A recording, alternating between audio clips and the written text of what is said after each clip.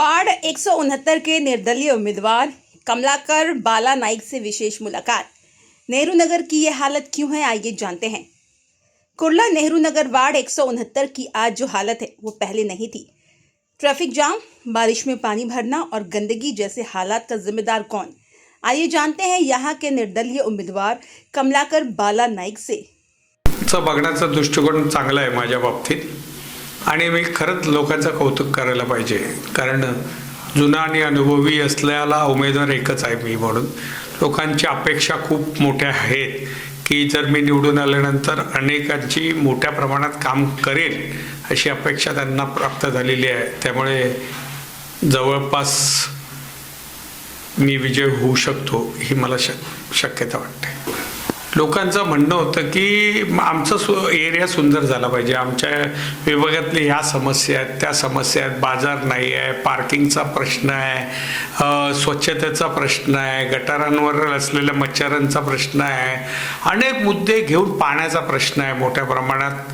MHADA colony आहे, नेहरू नगर आहे, new Tilak Nagar आहे, ह्या इथे. तर काही ठिकाणी अशा पद्धतीचं बरेच प्रॉब्लेम आले आहेत आणि ते तुम्ही सॉल्व करू शकता हे त्यांना अपेक्षा झालेली आहे. तरी तसं आहे की मार्केट प्लॉट एवढे वर्ष पडले आमच्याकडे, 25 वर्ष 30 वर्ष, अजूनपर्यंत गेल्या टायमाचे नगरसेवक होते तिने सॉल्व केलेलं नाही आहे.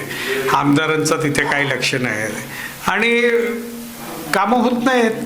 परत रस्त्याची रुंदीकरण माझ्या काळापासून डीपी रिमार्क आहेत, अजूनही दुकानवाल्यांना सेटअप केलेलं नाही आहे. रस्ता कधी पडणार, लोकांना चालायला रस्ता राहिलेला नाही आहे, त्याची सगळ्यांना आहे. तर म्हाडा बिल्डिंगमधील पाण्याचा मोठ्या प्रमाणात प्रश्न येणार आहे, त्या संदर्भात कोणतीच योजना नाही आहे. शोरेज लाईनची अटकलेली कामं आहेत, शाळेंचे दर्जा आणि शाळेतील खालवलेला ज्या समस्या आहेत त्या आहेत, अनेक प्रदूषण मोठ्या प्रमाणात या विभागात चाललं आहे. अशा अनेक मुद्दे आहेत आणि त्या मुद्द्यांना घेऊन लोकांनी जावं लागेल मला लवकरात लवकर.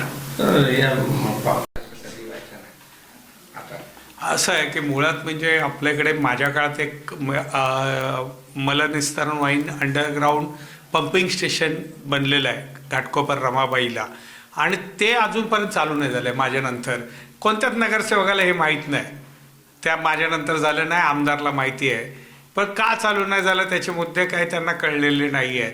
पहिलं पंपिंग स्टेशन मी चालू करणार, ते चालू केलं तर इकडचं जे पाणी आहे ते थ्रो करून रमाबाईमधून खाडीत, वाशीच्या खाडीत जाणार असं तिची योजना आहे. आणि त्याच्यात स्कॅनर लावणं आहे, ते रेल्वेच्या खालून जॉईन झालं आहे की नाही ते मला आता बघावं लागेल, कारण ते कनेक्टेड मला वाटतं गेल्या वर्षी त्यांनी केलं आहे. पण आता ते का थांबलं आहे ते महत्त्वाचं आहे, कारण गटार आमच्याकडून एवराट नगर, विनय मंदिर नाला, सेल कॉलनी इथून सगळी गटारं येतात, ते 118च्या पाठवून आपल्या ट्रॉम्ब्याच्या खाडीत जातात. पण तशा पद्धतीची असल्यामुळे पाणी जे रस्त्यावर येत आहे, डाऊनस्ट्रीप झाले आहेत रोड खाली, त्यामुळे त्याचं पाण्याचं नियोजन नीट होत नाही आहे, जे सांडपाणींचं. आणि शुरेज लाईन डॅमेज झाले आहेत, त्यामुळे ते गटारातच सोडलेले आहेत आणि मग पावसाळ्यात ती घाण परत ती रस्त्यावर येते. तर या सगळ्या गोष्टींचा अभ्यास करून तो कसा लवकरात लवकर सॉल्व करता येईल आणि पंपिंग स्टेशन चालू केलं तर हे गटारातनं सगळे जे आहेत ते पूर्णपणे निघून जातील. मच्छी मार्केट आहे ना, याची लँडचा सुप्रीम कोर्टाची ऑर्डर आहे. आम्ही आक्षेप का नाही घेतला तर लोकांची सेवा आहे म्हणून घेतला नाही, पण सुप्रीम कोर्टाने सांगितलं आहे की अशा पद्धतीचं काही तुम्हाला बनवता येणार नाही. अनेक झोपड्या त्याच्यावरच्या तोडलेल्या आहेत आणि सुप्रीम कोर्टाचा अवहेलना केली म्हणून त्यांना आतमध्ये पण टाकू शकतो आम्ही लोक, पण तिथे बनवणं योग्य नाही मला वाटलं.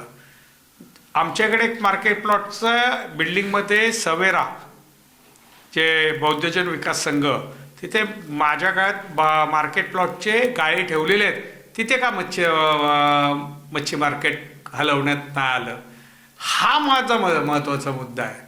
तिथे बाजार बसवता आला असता. पहिला माळा तळमधल्याला दुकानं ठेवली आहेत, पहिल्या आणि दुसऱ्या माळ्यापर्यंत ओपन प्लॉट आहेत तिथे, फर्स्ट फ्लोअर सेकंड फ्लोअरला, तिथे का बसवलं नाही आलंय, त्याच्यासाठी तुम्ही काय प्रोव्हिजन केली, त्याच्याकडे तुमचं लक्ष का नाही गेलं, या सगळ्या गोष्टींचं लोकांनी विचार केला पाहिजे.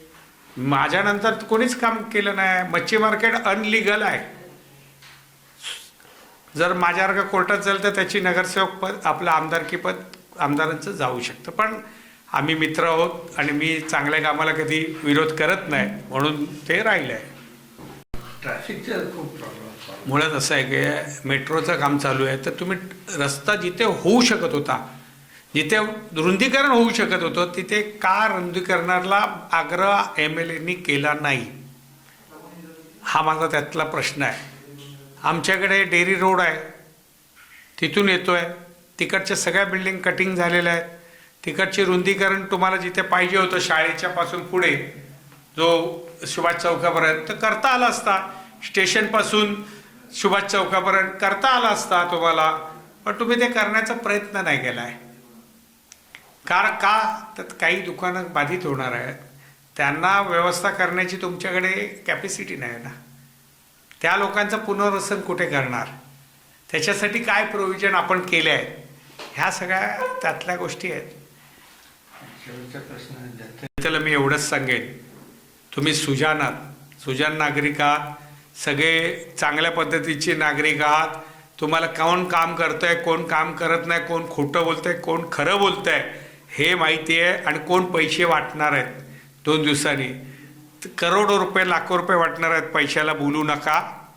चांगला उमेदवार आहे, अभ्यास करणारा उमेदवार पाहिजे, सभागृहाची माहिती पाहिजे, विभागाची कडानकडा माहिती असलेला उमेदवार म्हणून मला नारळ या निशाणीला तुम्ही मतदान करा आणि भरघोस मतदान द्या. मी तुमच्या अपेक्षा पूर्ण केल्याशिवाय राहणार नाही.